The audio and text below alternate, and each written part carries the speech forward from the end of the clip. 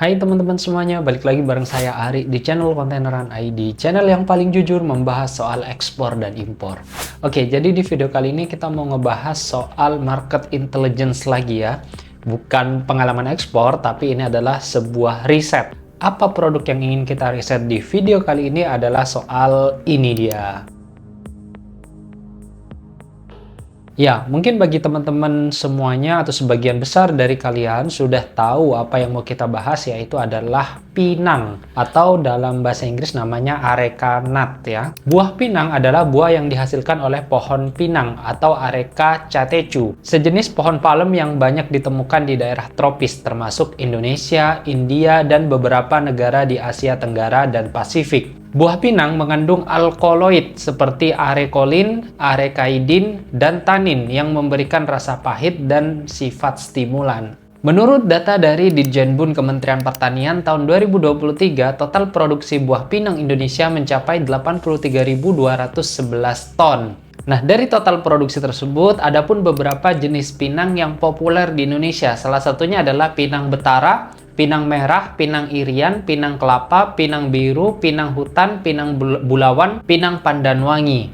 Tentu jenis-jenis pinang tersebut semuanya bisa diekspor, tinggal tergantung dari permintaan buyer itu sendiri. Nah, biasanya spesifikasi yang diminta oleh buyer adalah pinang bulat atau pinang belah, di mana kadar airnya kira-kira 10 sampai dengan 5% saja. Nah, kemudian HS code dari pinang segar dan kering termasuk ke dalam 080280, di mana impor terbesarnya adalah negara India dengan nilai impor 147 juta US dollar atau sekitar 2 triliun rupiah. Kemudian negara yang kedua adalah Bangladesh dengan nilai impor 35 juta US dollar, Malaysia 12 juta US dollar, China 11 juta US dollar, dan Singapura sebesar 8 juta US dollar. Pada tahun 2023 sendiri, Indonesia telah mengekspor pinang sebesar 127 juta US dollar atau setara 2 triliun rupiah, teman-teman. Dan ini menjadikan Indonesia eksportir nomor 1 pinang di dunia. Nah, dari 2 triliun tersebut, Indonesia mengekspor ke negara-negara seperti Iran sebesar 53 juta US dollar, India 18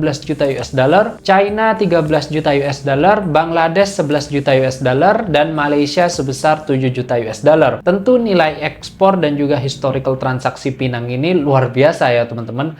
Kalau kalian memang tertarik untuk trading atau mungkin jadi pembudidaya pinang, boleh saja. Tapi tunggu dulu, kita mau ngomongin soal regulasinya. Bagaimana? Apakah kalian bisa penuhi atau enggak sebelum menjadi eksportir pinang? Nah, di sini buah pinang menurut HS code-nya termasuk ke dalam barang bebas ekspor. Sehingga dari pemerintah Indonesia hanya membutuhkan NIB dan NPP badan, teman-teman. Ini baru dari pemerintah Indonesia, belum dari pemerintah negara tujuan ekspor. Kita harus tanyakan kepada buyernya, kira-kira mereka membutuhkan dokumen apa saja untuk impor clearance dari pinang itu sendiri. Umumnya biasanya seperti invoice, packing list, kemudian BL, PEB, NPE, kemudian phytosanitary certificate, dan COO. Nggak jarang juga ada beberapa yang minta seperti fumigasi juga. Intinya, tanyakan kepada buyer kira-kira apa yang mereka butuhkan untuk impor clearance dari pinang itu sendiri di negaranya. Karena yang paling tahu mengenai dokumen yang dibutuhkan untuk impor clearance tersebut adalah buyer itu sendiri. Sehingga kalau kita sudah mendapatkan informasi tersebut dari buyer, kita tinggal laksanakan dengan baik. Sehingga proses ekspor dan proses impornya bisa matching, bisa lancar, dan bisa smooth. Nah, kalau harganya berapa sih untuk pinang ini? Nah, di sini kita ingin lihat dari negara pesaing kita ya, yaitu adalah India. Di India, ekspor pinang menurut India Mart itu berkisar 400 rupiah Indian Rupee sampai dengan 500 Indian Rupees per kilo. Dimana kalau kita rupiahkan sekitar 75.000 sampai dengan 90.000 rupiah per kilonya. Itu harga dari pesaing ya. Jadi kita bisa ya kira-kira memberikan harga sekitar 75.000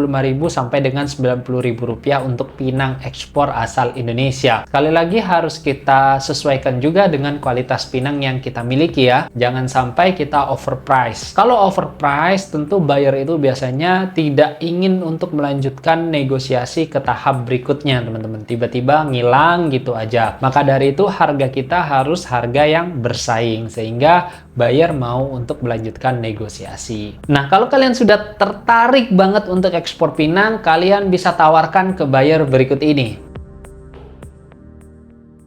Nah, itulah riset kami tentang Pinang. Kalian bisa tulis di kolom komentar mengenai pertanyaan atau mungkin kritik atau mungkin saran dari teman-teman semuanya. Kita bisa diskusi di sana, tapi jangan lupa like, comment, and subscribe dulu ya. Serta share video ini agar lebih bermanfaat lagi untuk lebih banyak orang. Terima kasih sudah menonton video ini. Kita jumpa lagi di video berikutnya, and bye.